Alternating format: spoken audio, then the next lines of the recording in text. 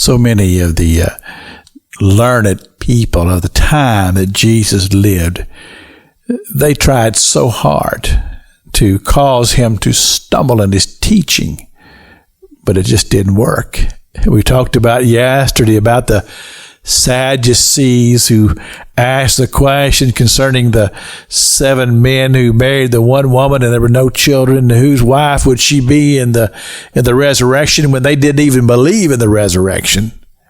And Jesus simply pointed out to this group of people, the Sadducees, that he was not a God of the dead, but he was a God of the living.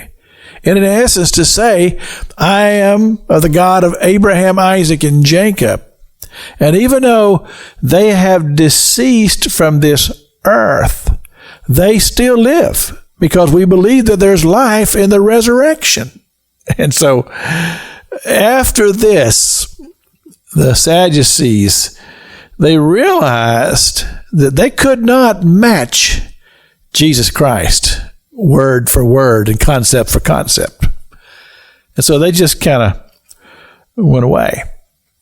And I love this. You read this in Mark chapter 12, verse number 28. It says, and one of the scribes came, and having heard them reasoning together, perceived that he had answered well. He witnessed it all. And he watched Jesus just deal with these people. And so he decided, I'm going to take a shot at this. I'm going to ask him a question. And so the question that this scribe asked was, which is the greatest of the commandments?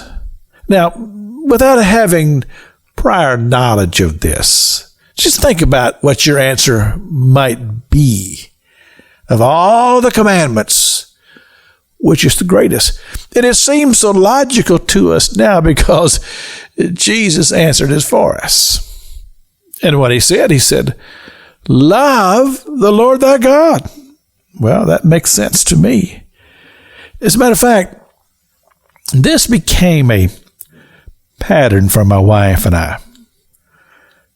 Because raising our children, we came to the conclusion that there was nothing greater that we could teach our children than to love the Lord thy God with all thy heart, with all thy soul, and with all thy mind.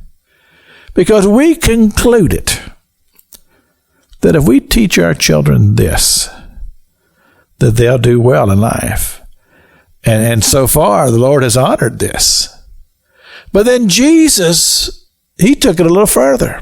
But he says, I'll not only tell you what the greatest commandment is, I'll tell you what the second greatest commandment is. Love thy neighbor as thyself.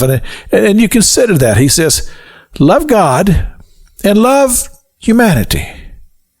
And if you do that, then you will do well in this life. And I believe that. Because God created humanity. And if God so loved the world, should that not be the heart of the believer and the follower, the disciple of Jesus Christ? Pastor Jack King with the gospel on the radio broadcast.